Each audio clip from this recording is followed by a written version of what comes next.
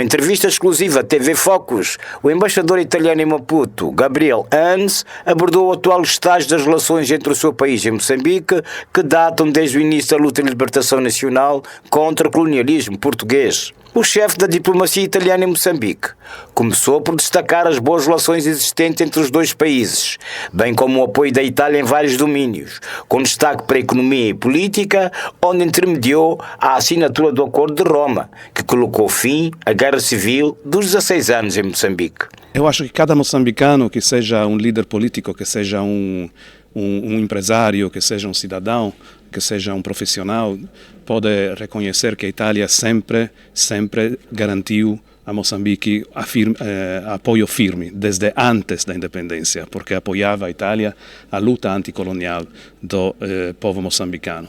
E desde a independência sempre apoiou e continua apoiando. Moçambique precisa de investimentos, está tendo investimentos importantes da Itália, inclusive no setor de oil and gas por meio da Eni, tem a Saipem.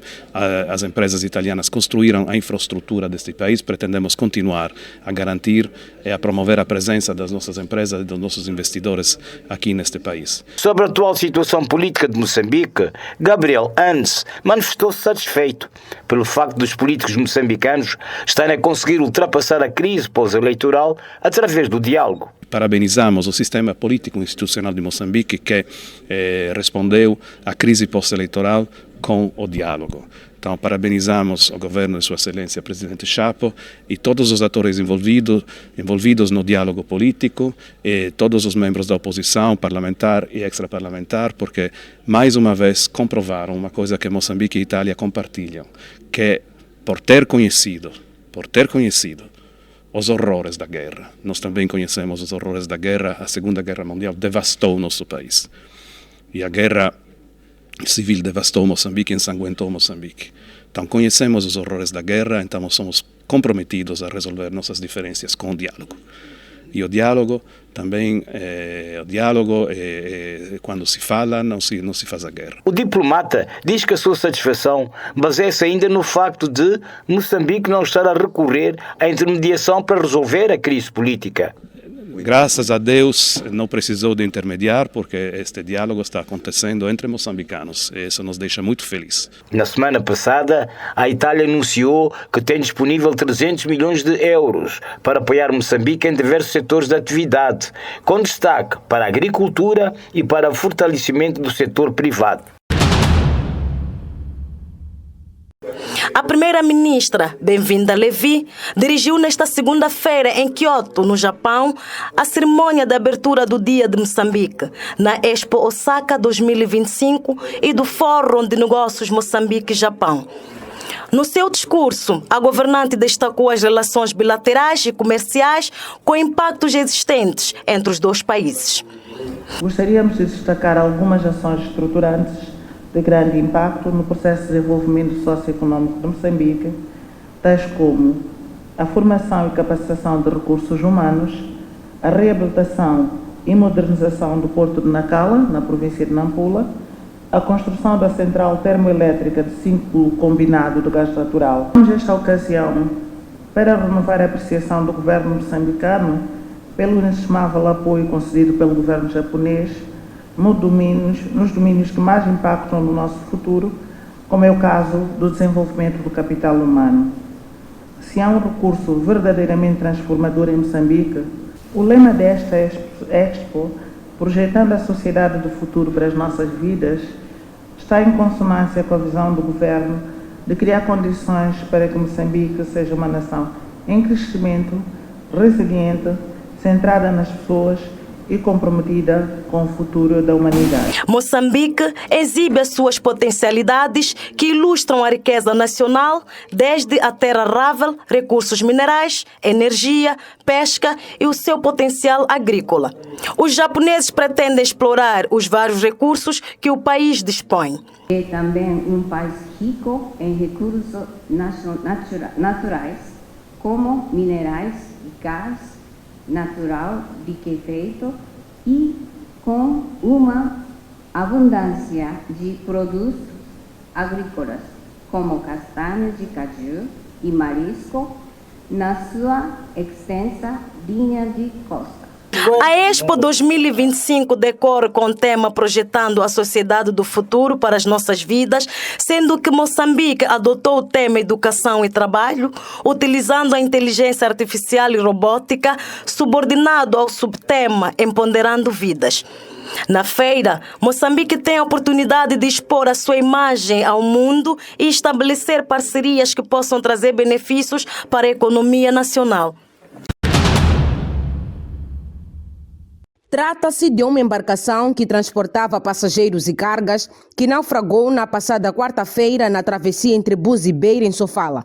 A busca, desencadeada pelos populares na zona de Barada, em Biripiri, culminou com a localização de mais 6 corpos, totalizando 8 pessoas que eram dadas como desaparecidas. A busca surge após as autoridades marítimas terem anunciado 2 vítimas mortais do acidente marítimo. De fundar a chata, desapareceram 5 pessoas. São 6 pessoas que desapareceram. Na minha família, 3 pessoas. Recuperamos esse. Diz assim, Fara com coisa da Marta Mangoma, então outra pessoa foi apanhado em Sofara, agora 3 pessoas. As autoridades afirmaram que havia desaparecido 3 pessoas. Em contrapartida, os familiares dos desaparecidos dizem que a informação partilhada não constitui a verdade. Olhando para isto, houve uma irregularidade. Primeiro partiu da autoridade, como que eu vejo. Porque onde que eles carregam, procurei saber dizer que ninguém que estava lá para poder controlar a quantidade da carga como que eles lhe carregam. Depois, a segunda coisa que me indigna muito, quando cheguei aqui procurei saber, no registro do serviço marítimo é de que perderam 3 pessoas. Mas, passando do tempo procurando, estamos a detectar que isso é mais que 3 pessoas. Porque só na nossa família parece que perdemos 3 pessoas, que é minha sogra, a tia da minha esposa e a sobrinha. E até hoje estamos ainda a encontrar pessoas, dá a entender que aquele número, todos os dados que estão a dar, não são os reais. Essas dizem ainda estar indignados com a administração marítima por não pautar com a verdade na divulgação das informações na busca dos desaparecidos. Diz que não temos combustível. Hoje, esse combustível que as pessoas foram socorrer, diz que é pessoas que tiraram dinheiro dele do bolso para poder combustível e logo está nos dar a entender. Se fosse no primeiro dia que houve essa tragédia, tivéssemos socorro de pessoas a andar por aí, às tantas íamos encontrar. Mas diziam por aqui na terra, estamos a procurar. E o dono da embarcação estava a ficar lá na margem, estou a procurar por aqui. Para poder vir aqui foi um esforço nosso. Você está a procurar sozinho, nós estamos a procurar sozinho. A administração marítima está a dizer também estamos a procurar. Por que não unirmos todos, procurarmos juntos? A nossa equipe de reportagem contactou o administrador marítimo de Sofala. Este prometeu se pronunciar brevemente.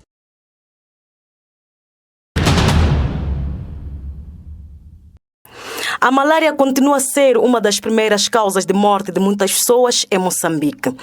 De acordo com os dados divulgados esta terça-feira em Maputo pelo Ministério da Saúde, que aponta o registro de 183 óbitos no primeiro trimestre do ano em curso, o que representa um aumento de 51% em relação ao número de pessoas que perderam a vida em igual período do ano passado. Dada a gravidade desta situação, as organizações da sociedade civil que operam neste setor propõem a intensificação de medidas de prevenção com vista a travar tanto o número de óbitos como de casos. Este relatório também menciona, apesar dos progressos, menciona também um aumento da gravidade e nas mortes no início de 2025.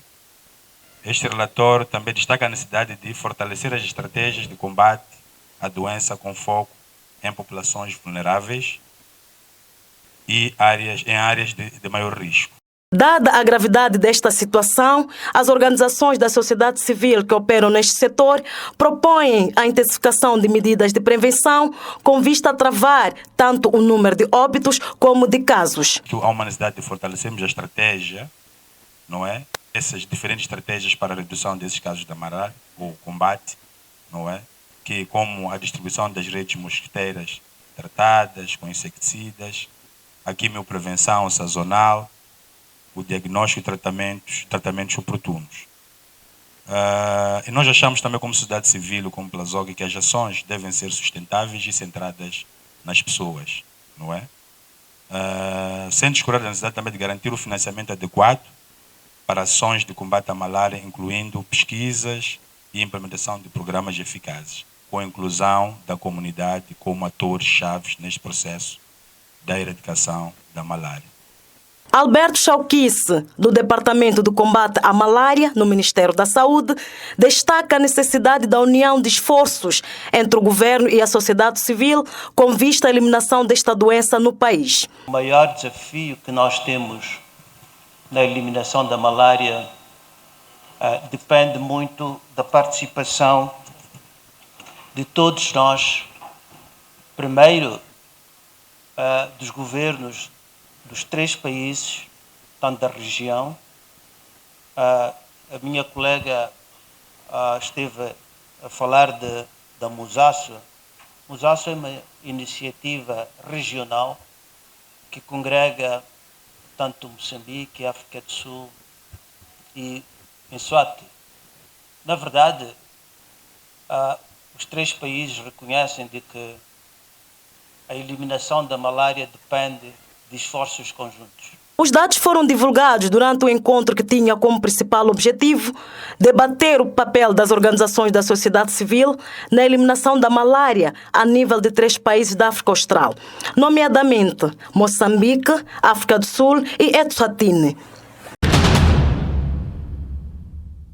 A cidade da Beira tem sido alvo de fenômenos climáticos extremos, como é o caso do ciclone Idai em 2019 e o ciclone Eloise em 2021, que causaram destruição de infraestruturas, perda de vidas humanas e deslocação de milhares de pessoas de um ponto para outro.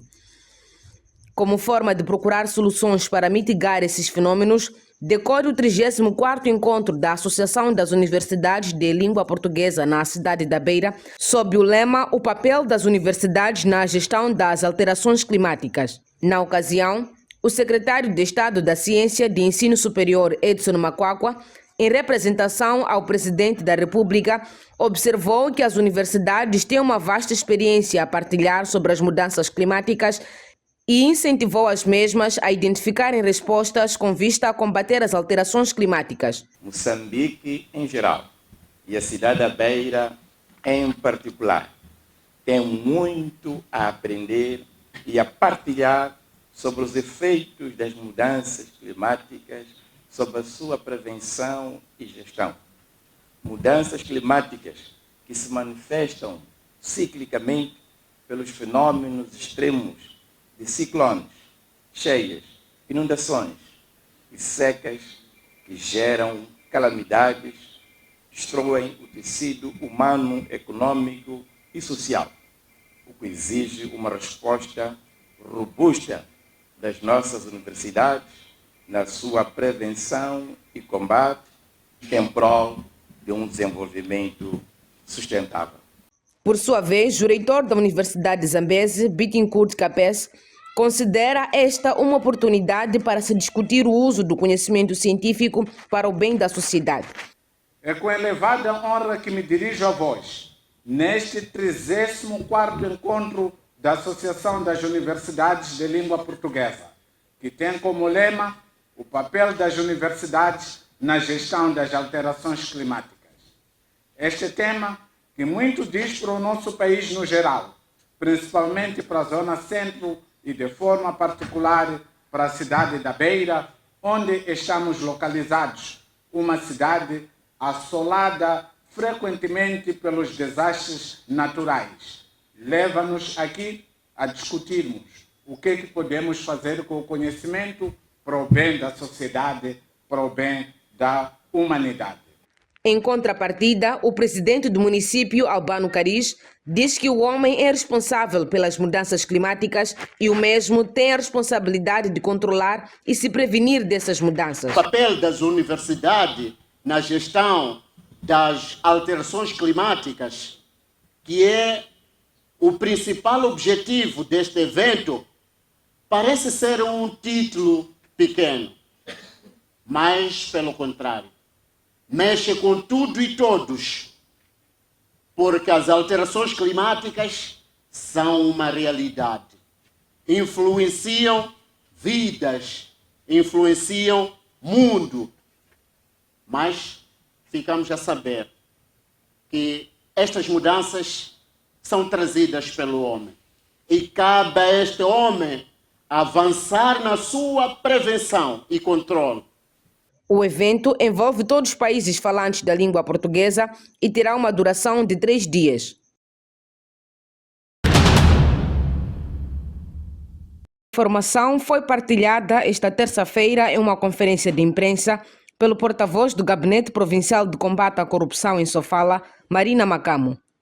O agente em causa estava afeto ao posto de fiscalização norte do Porto da Beira no dia 13 de junho, pelas 20 horas, quando este recebia valores monetários de 50 meticais com o objetivo de acelerar a tramitação de documentos. O que sucedeu é que por volta das 20 horas, depois de um trabalho operativo e várias denúncias que vinhamos recebendo no nosso setor de investigação, às 20 horas procedeu-se à detenção de um funcionário público afeto às alfândegas no Porto da Beira, concretamente no Portão Norte. Esta detenção sucedeu-se da entrega de valores monetários por parte de um motorista, um camionista no caso, que entregou uma nota de 100 meticais e obteve do funcionário público, agente alfandegário, o troco de 50 meticais. Foram feitas diligências naquele mesmo momento, que seguiram-se com a detenção do motorista, seguido da detenção do agente alfandegário no seu posto de trabalho, no caso já no seu escritório. A prática de cobrança ilícita de valores monetários com vista a acelerar o processo de tramitação de documentos é recorrente, fato que preocupa o Gabinete Provincial de Combate à Corrupção em Sofala. Desta detenção, o que nós constatamos é que esta prática da cobrança de 50 meticais por parte dos agentes ou os funcionários públicos afetos ao Portão Norte no Porto da Beira é prática recorrente, porque a semelhança desta atividade de 2023 a 2025, o ano corrente, nós constatamos que as alfândegas, a autoridade tributária, tem sido recorrente no modus operandi de cobrança de valores, que a taxa é mesmo de 50 meticais, para que sejam apreciadas a documentação que é apresentada pelos motoristas. Macamo defende medidas urgentes para o combate a este tipo de crime. Este facto resultou não só de uma avaliação que foi feita aqui pelo gabinete, mas também, como devem ter acompanhado anteriormente, houveram denúncias que foram protagonizadas pelos camionistas. Foram eles mesmos quem despoletaram, fizeram imagens de alguns funcionários a receberem os valores que variam de 50 a 100 meticais, mas sempre com a taxa fixa de 50 meticais, porque se forem a se recordar na imagem que nós vimos a circular nas redes sociais, o funcionário entregava o troco de 50 meticais. Então, o que significa que a nossa preocupação relativamente a este setor, que estamos a falar de alfândegas, é mesmo urgente tomarmos medidas e por via disso é que foram feitas atividades a esta hora, no dia local que foi aqui apresentado. Este é o 6º caso de corrupção que acontece no mesmo local, envolvendo funcionários da mesma área, revelou a fonte. Cerca de 24 horas depois da sua nomeação, José Pacheco assumiu nesta quarta-feira a posse da sua nova missão na administração pública, como diretor-geral do Serviço de Informações e Segurança do Estado, SIS. Num ato da tomada de posse, dirigido pelo Presidente da República, Daniel Chapo, este disse que Pacheco é uma figura indicada a dedo para dirigir uma área sensível da defesa e segurança do país, devendo por isso ter coragem de agir para a prevenção de vários crimes no contexto global, tais como o terrorismo, raptos, o crime organizado, branqueamento de capitais, entre outros, que ameaçam a paz, a estabilidade, a soberania e a integridade territorial. No seu mandato, nós queremos que o SIS seja fiel aos valores e aos princípios que lhes são cometidos por lei. Sobretudo, a defesa do interesse nacional. Queremos que, a partir de hoje, o SIS seja uma instituição totalmente transfigurada, mais dinâmica, mais funcional, mais ágil e mais assertiva, sobretudo na antecipação. Com enorme capacidade de antecipação dos fenómenos que podem perigar a nossa harmonia social e convivência sã e pacífica entre os moçambicanos. Na sua missão de garantir, sobretudo, a segurança do Estado moçambicano. Por isso, mais do que estarmos a dirigir uma simples cerimônia de tomada de posse de um novo diretor-geral do SIS, este ato deve ser encarado como ponto de viragem para lograrmos melhores resultados na defesa da nossa pátria amada, Moçambique. A mensagem de que este é o momento certo para acabar com o sentimento de impunidade e desmantelar toda a teia de práticas nocivas que prejudicam o desempenho da instituição, preservando o seu rico legado de glória durante os 50 anos da nossa independência. Queremos resgatar o prestígio do SIS, que volta a ser aquela casa que todos respeitam, temem, cuja robustez de segurança é inquestionável e a integridade inegociável. A nossa independência, a nossa integridade territorial, a nossa soberania não tem preço e não se negocia. A partir deste ciclo governativo, o SIS deve continuar a ser constituído apenas por cidadãos disciplinados, competentes, corajosos, patriotas, responsáveis e que estejam dispostos a sacrificar as suas próprias vidas em defesa desta pátria amada. José Pacheco assumiu o desafio ora lançado na sua nova missão e prometeu proteger os interesses de Moçambique acima de quaisquer interesses. Uma honra, mas sobretudo uma grande responsabilidade de tomar conta dos destinos do setor de elevada sensibilidade. Nossa postura será sempre ter os interesses de Moçambique acima de qualquer outro interesse, quer seja individual ou interesses do alheio. Nós dedicaremos todas as nossas capacidades mentais e físicas para que a integridade territorial seja salvaguardada. Dedicaremos as nossas capacidades para que os serviços de informações de segurança do Estado estejam à altura de corresponder com as dinâmicas económicas, socioculturais e políticas que caracterizam a atualidade do nosso país, tendo sempre em vista para que esses fenómenos possam conviver de forma harmoniosa. A nível internacional, também faremos tudo o que estiver ao nosso alcance para prevenir qualquer ato nefasto que possa perigar e pôr em causa a integridade territorial.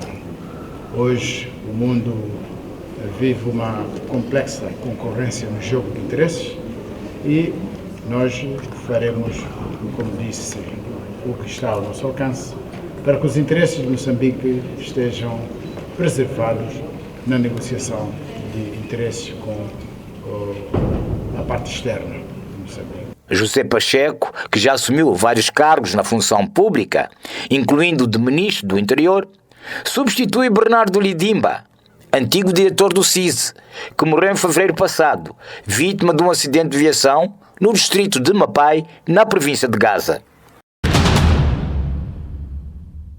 Casos de feminicídio e violência baseada no gênero tendem a aumentar na província de Sofala, particularmente na cidade da Beira, fato que deixa a sociedade civil desta região preocupada. Como forma de protestar o ato, nesta quarta-feira a sociedade civil marchou em repúdio contra o crime de assassinato de mulheres. Nós estamos aqui porque estamos indignados com o aumento do número de mortes das mulheres na província de Sofala, particularmente na cidade da Beira.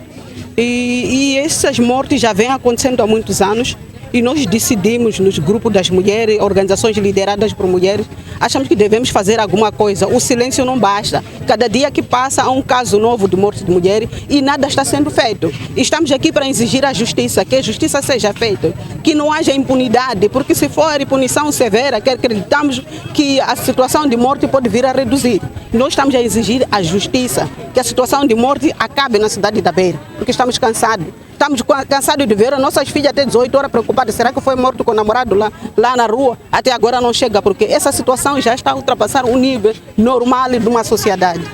Bem, essa é uma marcha contra o feminicídio, porque as mulheres estão cansadas de dia após dia morrerem mulheres e não ter justiça, não ter clarificação dos casos.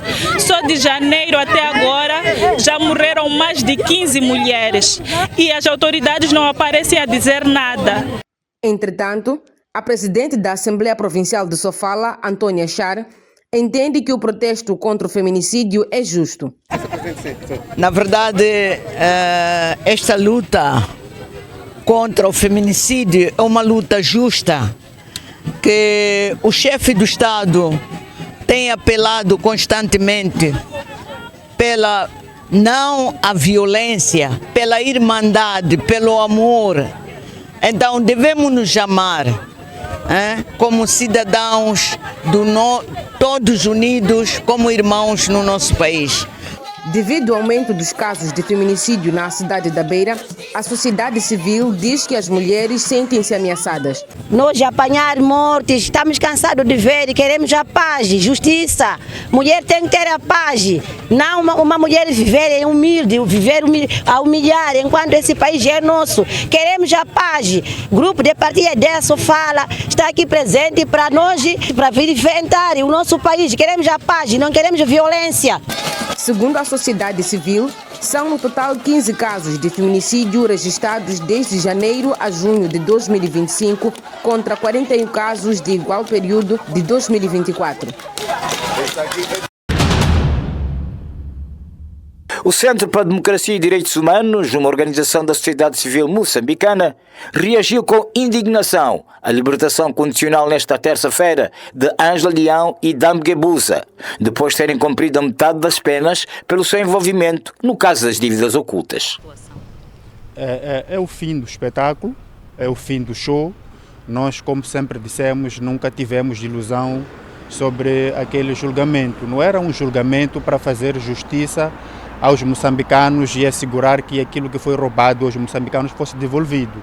É um espetáculo que foi montado e há dois objetivos para nós daquele julgamento. O primeiro era tentar mostrar à comunidade internacional que Moçambique estava comprometido com a luta contra a corrupção, que estava a embarcar para uma nova era de gestão responsável da coisa pública, de transparência. Para André Mulungu, porta-voz do CDD, diz não ter dúvidas que o julgamento sobre este caso foi para o governo limpar a sua imagem diante dos parceiros de cooperação. É um julgamento que tinha uma parte de luta de facções dentro do Partido Frelimo. Como sabe, as pessoas que foram presas, julgadas e condenadas são pessoas ligadas ao chamado núcleo duro do presidente Gebusa. Como dizia, outro elemento é esse de querer mostrar à comunidade internacional que, aliás, quando se ficou a saber das dívidas ocultas, tirou o apoio que dava a Moçambique, que é o apoio que era necessário para Frelimo para continuar a roubar, para continuar a fazer corrupção. Ainda segundo Mulungu, os moçambicanos é que ficaram a perder, uma vez que, no seu entender, não se percebe como é que se pode libertar pessoas que lesaram o Estado. Os únicos perdedores nisto somos nós, os moçambicanos, que fomos vítimas. A corrupção não se combateu, nunca houve agenda de combate à corrupção. Como disse, houve uma luta entre facções, como houve, por exemplo, no tempo do presidente Chissano, quando o presidente Chissano sai do poder e entra o presidente Guebuza. Ele levou pessoas ligadas ao presidente Chissano à cadeia. O presidente Nyusi também seguiu a mesma linha. E agora pode ser que o presidente Chapo também siga a mesma linha. Não se quer combater corrupção nenhuma aqui. Corrupção vai combater, roubaram os que roubaram e esses daqui também vão continuar. Com esta decisão, os outros réus condenados a 12 anos de prisão maior, nomeadamente António Carlos do Rosário, Gregório Leão, Teófilo Nhangumel e Bruno Langa, entram também na lista de espera de soltura, por terem completado metade da pena em fevereiro passado. As dívidas ocultas lesaram o Estado moçambicano em 2,2 mil milhões de dólares norte-americanos. O antigo candidato presidencial Venâncio Mondlane voltou a reiterar nesta quinta-feira a disponibilidade de integrar o processo de diálogo político nacional inclusivo em curso no país, numa altura em que o processo já está em andamento com a criação da comissão técnica. Não, ainda não fui contactado, não fui notificado de forma alguma sobre a comissão técnica, tanto a questão do Conselho de Estado também não, mas em relação à comissão técnica, no último encontro que nós tivemos na Presidência da República, nós colocamos essa questão perante o chefe do governo e também os facilitadores, que nós, apesar de ainda o nosso partido estar em processo ainda de registro, nós tínhamos manifestado interesse de alguns membros do nosso próprio projeto político integrarem a comissão técnica. Esta pretensão nossa foi acolhida, mas sob a condição de ouvir os partidos que já estão integrados. Como a plataforma era partidária, disseram que, bom, em respeito ao critério partidário que foi usado, temos que consultar os partidos se estão de acordo ou não. Então nós, até este momento, nós não temos ainda a resposta relativamente à pretensão de participar, mas nós temos interesse em participar. Sobre a criação do seu projeto político, já nas mãos das autoridades da Justiça responsáveis pelo registro, Venâncio Mondlane diz ter já respondido ao ofício do Ministério da Justiça, que recomendava a correção de certas irregularidades. O que eu posso garantir é que nós, de fato, submetemos a uma resposta ao ofício do Ministro.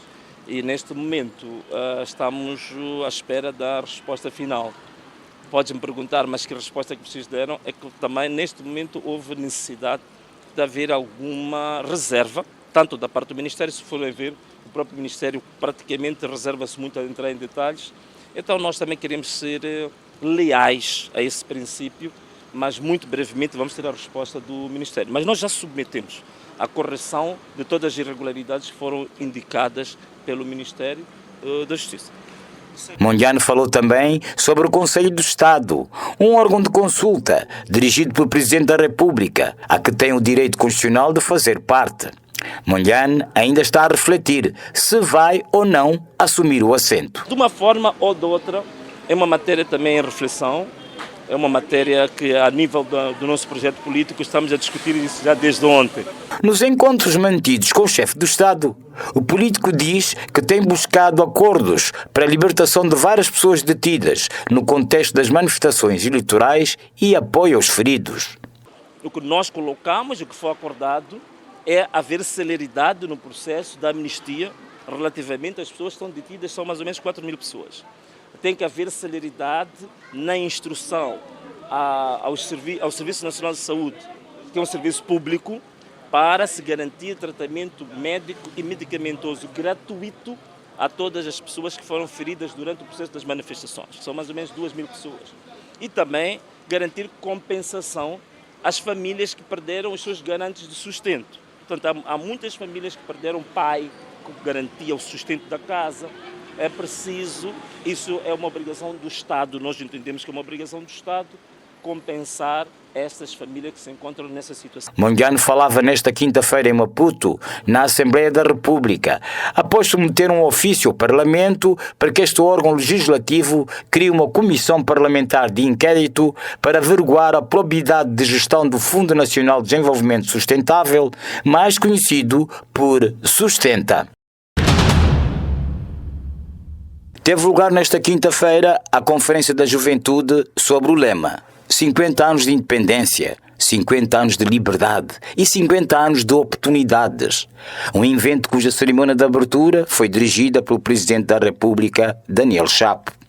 No seu discurso, Daniel Chapo começou por exortar a juventude no sentido de liderarem os processos de desenvolvimento económico no país. O vosso papel é essencial na transformação económica que pretendemos, pois nós queremos dizer, vós não sois apenas beneficiários de políticas públicas, mas sim atores estratégicos de mudança para o futuro deste nosso Moçambique. Para a materialização destes objetivos, o chefe de Estado prometeu mais empenho do governo na remoção das barreiras que minam a melhoria do ambiente de negócios no país. Ao nível do setor público, temos a responsabilidade de desbloquear tudo aquilo o que não cria um bom ambiente de negócio, o que não facilita fazer negócio em Moçambique. É nossa responsabilidade combater a burocracia, combater a corrupção, porque são males que imperam o exercício da atividade econômica por parte do setor privado. Daniel Chapo aproveitou a ocasião para dizer que já não quer mais boladas, porque no seu entender não agregam nenhum valor à economia nacional. É preciso perceber que não é possível ficar rico e criar uma geração de ricos apenas com boladas.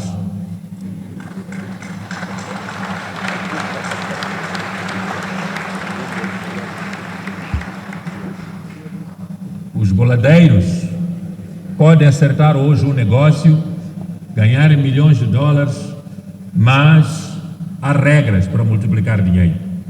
Em jeito de resposta às recomendações, o presidente da Associação Nacional de Jovens Empresários, Lineu Candeeiro, deixou garantias ao Presidente da República do comprometimento da juventude nos processos de desenvolvimento da economia nacional. Somos a casa de uma geração que não quer apenas emprego, mas quer criar empregos.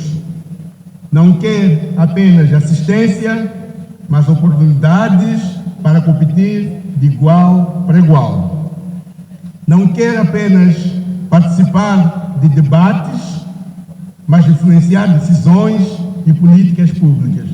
Com a duração de um dia, a conferência foi organizada pela Associação Nacional de Jovens Empresários, com o objetivo de debater sobre o percurso de desenvolvimento da economia nacional ao longo dos 50 anos de independência, bem como perspectivar ações futuras na participação da juventude nos processos de desenvolvimento. Trata-se da nova atualização dos preços dos combustíveis anunciado pela Autoridade Reguladora de Energia, AREN, que entrou em vigor nesta quinta-feira em todas as cidades com terminais de distribuição como Maputo Matola, Beira, Nacala e Pemba. Para os transportadores da cidade da Beira, essa redução traz um impacto positivo para o país e aproxima os moçambicanos a melhores condições de vida. Não, para nós é muito importante, porque é um passo que o governo está a fazer. E para melhor nossos carros, porque praticamente o combustível estava em cima da capacidade, né? Sim, creio sim, porque é a redução, porque mesmo com a redução, vezes tantos litros, praticamente o valor está se gastando. Para nós era pedra no sapato, né? Mas por acaso gostamos muito bastante deste passo que marcou o governo. É uma melhoria, vai nos ajudar um bocadinho. Cadê o fluxo também de passageiros já está meio difícil agora, né? Então, para carregar, fazer dinheiro do dono, dinheiro do combustível, vai ficar um pouco complicado. Principalmente o que está a sair mais caro agora é combustível. A satisfação não está para todos. Os transportadores de cargas a longo curso mostram-se insatisfeitos com a nova atualização dos preços dos combustíveis e apelam ao governo para que reduza o combustível até 50 meticais por litro. Mas é porque estão a ver, baixar do combustível, ainda não baixaram nada, porque nós ainda não temos lucro. Irmão, só para voltarmos daqui, só conseguimos sair de Maputo para aqui, para conseguir voltar a ter retorno para lá. por causa do combustível. Não posso, estamos aqui perfilados por causa de falta de mercadoria, ou assim, o dinheiro em si, para compensar o combustível. Porque o combustível está mais elevado, muito elevado mesmo. Essa coisa de baixar 2, 3 meticais, o que não adianta nada. Por que não volta pelo menos para uns 50 ou o quê? Pelo menos íamos ver o que é por litro. Esse dinheiro é muito. Não, e eles não tiram mais. Quando chega o tempo de aumentar, aumentam mais para diminuir é só os centavos. O que é isso aí? É um país, isso aí. Na nova atualização, a gasolina teve uma redução de 2,25 meticais por litro, passando dos 85,82 para 83,57 meticais por litro. O petróleo de iluminação reduziu 2,49 meticais, passando para 69,35 para 66,86 meticais por litro. O gasóleo foi o produto com a maior queda, passando de 86,79 para 79,88 meticais por litro, com uma diminuição de 6,91 meticais. O preço do gás natural vincular também baixou de 43,40 para 41,11 meticais por litro. Dos preços, o gás de petróleo liquefeito não sofreu nenhuma alteração, fato que deixa os consumidores deste produto indignados com a Autoridade Reguladora de Energia. E eu acho que não é justa. Se for para baixar os preços, agradecia que baixasse todos os combustíveis, não é? Eu não vejo nenhuma diferença, nem mesmo o combustível.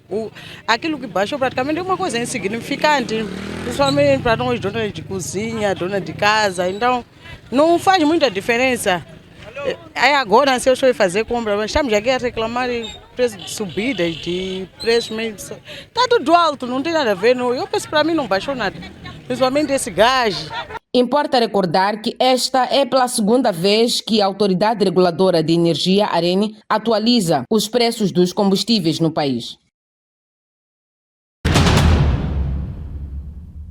Em entrevista exclusiva concedida à TV Focus, o presidente da Federação Moçambicana das Associações dos Transportadores Rodoviários, Castigo Inhaman, fala dos grandes desafios enfrentados pelos operadores do transporte semicoletivo de passageiros a nível do Grande Maputo no desenvolvimento das suas atividades. Castigo Inhaman começou por dizer que o negócio do transporte público é desafiador a nível do Grande Maputo. Primeiro, por causa da elevada degradação das vias de acesso, que acabam contribuindo na aceleração dos problemas mecânicos de quase todos os meios. O elevado índice de degradação das nossas vias, que contribui para degradar os meios. Para além dos problemas mecânicos, de acordo com Inhaman, a maior parte dos autocarros que circulam no Grande Maputo têm mais de 7 anos de existência, razão pela qual a fonte defende a necessidade urgente da renovação da frota para garantir a segurança dos utentes. Está-se a referir aos autocarros do Plano 1000. Os autocarros estão a atingir o seu tempo que devem operar. Estamos a falar de meios que têm entre 7 e 8 anos de vida e ainda assim o setor privado ainda consegue pôr cerca de 40% a 50% da frota na via pública todos os dias.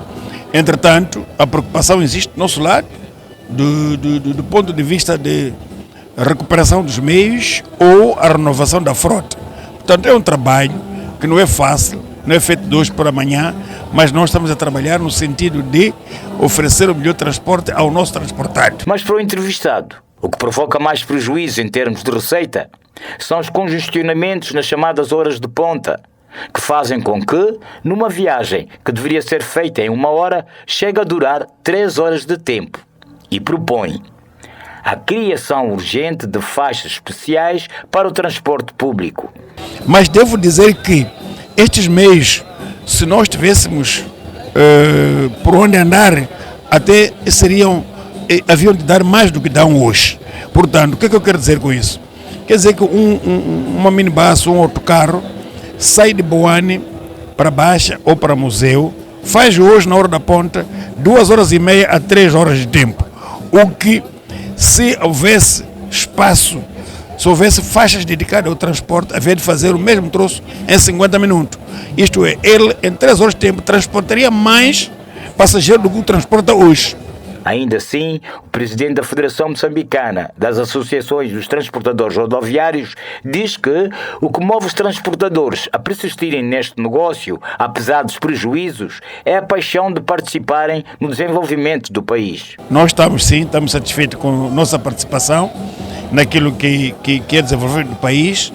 Aliás, se não estivéssemos satisfeitos, abandonaríamos a atividade. Se continuamos aqui porque achamos que é ali onde devemos dar o nosso contributo ao nosso país e também é o nosso negócio, é onde nós ganhamos o pão para poder sustentar as nossas famílias. Neste momento, a zona metropolitana do Grande Maputo conta com um total de 3.500 meios de transportes públicos urbano, do setor privado, que por dia transportam milhares de munícipes por vários destinos de trabalho, de negócios, entre outros afazeres. O Instituto para a Democracia Multipartidária, IMD, através da Academia Política da Mulher, em parceria com a Fundação Mecanismo de Apoio à Sociedade Civil, MASC, e a Fundação para o Desenvolvimento da Comunidade, FDC, realizam nesta quinta-feira em Maputo uma mesa redonda visando fortalecer a participação das mulheres no diálogo nacional inclusivo. As mulheres exigem sua inclusão no processo do diálogo político nacional para influenciarem na agenda da política nacional, defende Lorena Mazive, coordenadora do IMD. Em que nós temos uma comissão técnica que, no âmbito do diálogo inclusivo, foi criada. E nós achamos que é oportuno para a sociedade civil, para os atores religiosos e outros influenciarem para que todas as dimensões, as 10 dimensões que serão objeto de reforma no quadro desta comissão técnica, tenham também uma perspectiva de género. Nós gostaríamos que as mulheres não só fizessem parte, já temos mulheres sim que fazem parte deste organismo, mas queremos que aquilo que será discutido, todas as reformas que estarão em volta do trabalho desta comissão técnica, tenha também a mão da mulher, a perspectiva da mulher, que as mulheres sejam ouvidas e consultadas para que efetivamente seja uma reforma inclusiva e participativa e assim podemos garantir que tenha uma representatividade de mulheres, não só em termos de quantidade, mas de qualidade também. Nós queremos é que os instrumentos que no final do dia vão vincar para Moçambique, serão aplicados para Moçambique como políticas públicas e outros tenham também a cara das mulheres, tenham uma perspectiva de género, tenham uma mão das mulheres incluídas neste processo. A ONU e parceiros de cooperação de várias ações de desenvolvimento sustentável no país manifestam apoio ao processo do diálogo político nacional e defende igualmente maior participação da mulher a vários níveis. Nações Unidas, acreditamos firmemente que ao aumentar a inclusão e a voz das mulheres da paz em Moçambique, a melhor hipótese de sucesso no diálogo nacional. Continuamos empenhados em apoiar Moçambique, trabalhando com instituições, parceiros e sociedade civil para ampliar as vozes das mulheres e destacar seu papel vital na consolidação da paz e reconciliação nacional. Pode haver inclusão verdadeira nem desenvolvimento sustentável sem a participação plena das mulheres. As mulheres não devem estar nas margens deste processo, devem estar no centro. Não apenas como observadoras ou símbolos de inclusão, mas como protagonistas da mudança, como líderes, mediadoras e decisoras. A presença das mulheres melhora a qualidade do diálogo e assegura que as soluções encontradas respondam às realidades vividas pelas comunidades. O presidente da Comissão Técnica COTE para o Diálogo Político Nacional, Edson Macuacua, encoraja as mulheres a participarem no diálogo através de vários mecanismos, como forma de enriquecer o processo. Macuacua referiu que dos 18 membros da COTE, 12 são homens e 6 mulheres.